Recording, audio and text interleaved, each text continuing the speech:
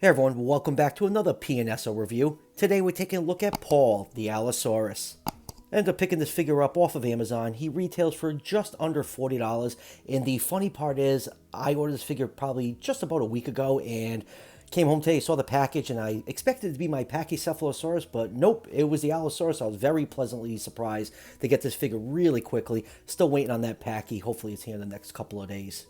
And I'll also leave a link in the description down below if you want to order this figure off Amazon for yourself. So before we take a closer look at Paulie Walnuts, let's just go over the packaging really quick. Comes in the Prehistoric Animal Models packaging that we've been seeing for a while now. Got a nice picture of Paul on the front. Top of the box, you got a nice close-up of the head of Paul. And just like every figure that PNSO has been releasing lately, you get a nice little pamphlet with some nice artwork of the Allosaurus on the front.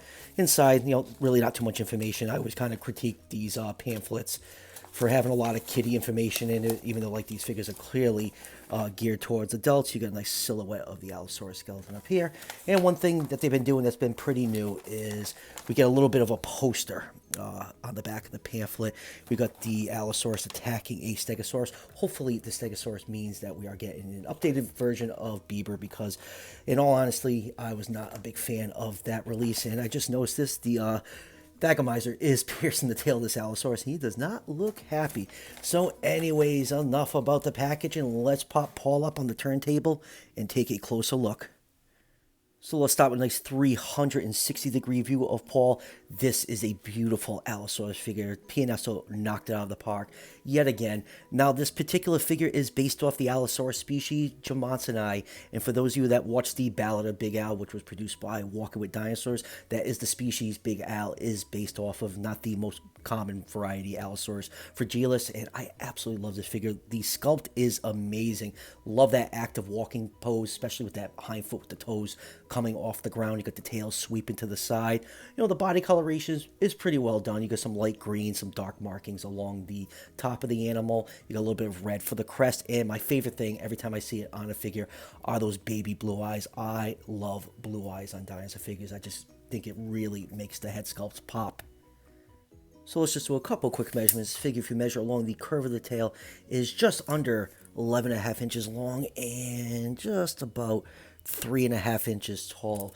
So Allosaurus jimmadseni in real life was estimated to be between 26 to 29 feet long. So those measurements, I'll put this figure in the 127 to the 130 scale range, and you do get one accessory inside the box. You do get a clear acrylic stand, which will help support this figure on your shelf. Highly, highly recommend that you use these little support rods. These figures will warp over time if you don't use them. So let's zoom and take a look at this beautiful head sculpt on Paul. Really love how this Allosaurus sculpt came out on here. It is a tiny bit shrink wrap. You can kind of make out the inorbital fenestra just a little bit, and you can clearly make out the orbit, but it's really not that bad. It does not bother me at all. You have some really nice fine scale detail all over the head of this animal, some nice scale variation. You can see the nostril right here. You can see the crest on the top is picked out in red paint. That baby blue eye, absolutely love that. The teeth are all nicely painted. They have a nice sharp look to them. And then inside the mouth, you can see all that wonderful scale, mouth detail, and you can actually make out the nasal passages sculpted in the roof of the mouth right there. That's always a nice touch. You don't see that on a lot of figures. And that throat looks like it goes all the way back, some nice detail back there, but this way my lights are, it's casting a shadow. And the jaw is articulated. You can see it closes really flush on this figure. This is the quality that you usually see on a Papo figure with that jaw articulation, so I'm glad PNSO is stepping up their game with their jaw articulation. Some companies just can't nail it. Collect a, but yeah, came out really nice and flush, nice fluid movement. Nothing is sticking in there. You got some nice paint on the gum tissue right here, done out in pink with a nice shiny coat to give it that wet look. You can see some nice large scales along the lip of this figure. And like I said, the teeth came out really nice on this figure. Just look at that eye. I always get all giddy when I see baby blue eyes on dinosaur figures. Then on the top of the head, you can see a nice row of spikes that goes all the way down to the very tip of the tail, and then going down to the neck, you get some nice folds and wrinkles, a lot of nice scale variation. You get some large osteoderms sculpted in along the neck, side of the body, and around the hip region, all the way down to about the midpoint of the tail. You get all those large osteoderms. Going down to the front arms are sculpted very beautifully with a lot of nice, powerful muscle detail.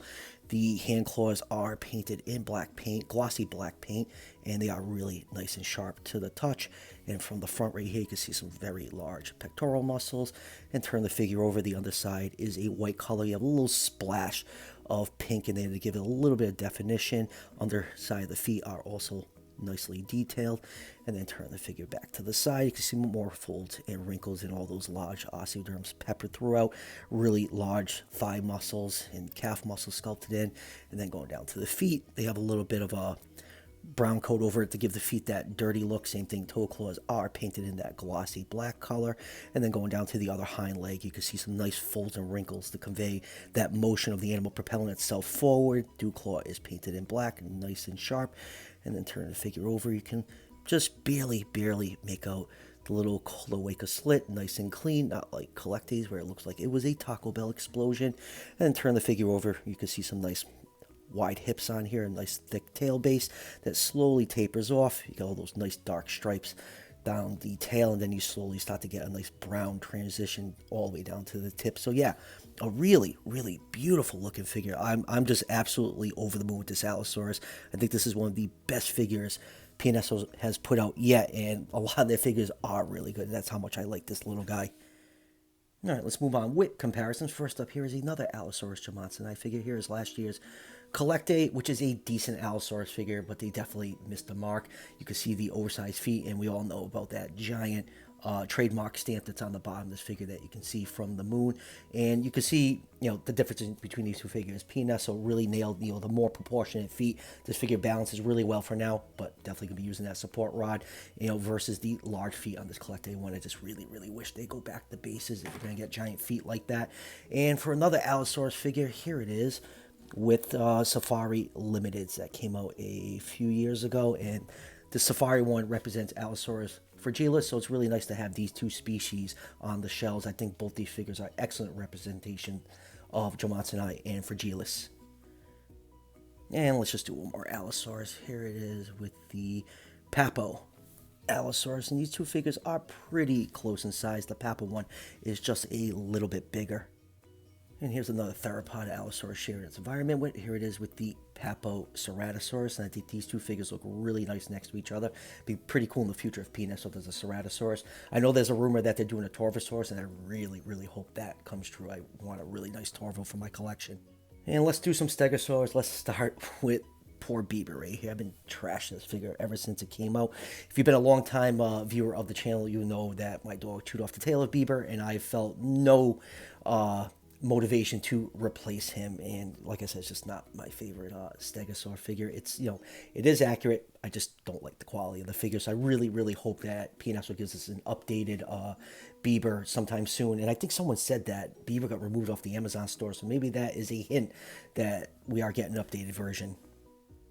And here it is with Safari's limited Stegosaurus. I think these two look really nice next to each other. The scale kind of works out on these two figures. And one more Stegosaur. Here it is with the Rebor Stegosaurus. And you know what? I think these two look absolutely beautiful next to each other. And let's just do a couple of sauropods. Here it is with Safari Limited's Apatosaurus. Obviously, this Apatosaurus is way too big to scale with this Allosaurus. And let's do another one. Here is Safari Limited's Diplodocus. Same issue, just way too small of a sauropod figure to scale properly with this Allosaurus. But if you have the old Carnegie Collection Diplodocus, I think these two look really nice to each other. Still just a hair too small, but it's probably the closest you're going to get. I think these two will look excellent on a shelf together. And lastly, here is the obligatory PNSO Tyrannosaurus Rex comparison. And you know what? I think these two look really great next to each other. This shows you the heft and bulk of Tyrannosaurus Rex, especially compared to a much sleeker theropod. So final thoughts on this Allosaurus. I think it's a great figure. PNSO knocked it out of the park yet again. And I'm just glad that it's an Allosaurus jimmadseni, Allosaurus fragilis. Almost every figure is based off that species. So it's nice to get this newly described species in figure form. Really love how the sculpt came out on here. The detail is fantastic. Love that articulated jaw. Like I said, it is on par with the quality you see on a Papo figure. And in my opinion, I think this figure is definitely worth that $40. And like I said at the beginning of the video, I got this figure off of Amazon. Link to that Amazon listing is in the description of this video. So that would do it for the review. I'm still waiting on the PNSO Pachycephalosaurus. Hopefully that shows up in the next couple days. So be on the lookout for that review. Still have one more Beast of the Mesozoic to do and a couple more collect days. So also be on the lookout for those. And as always, if you're enjoying the content on this channel, show your support by hitting that subscription button just below the video. Each subscription helps out the channel tremendously and it's greatly appreciated. I'll see you guys for the next one.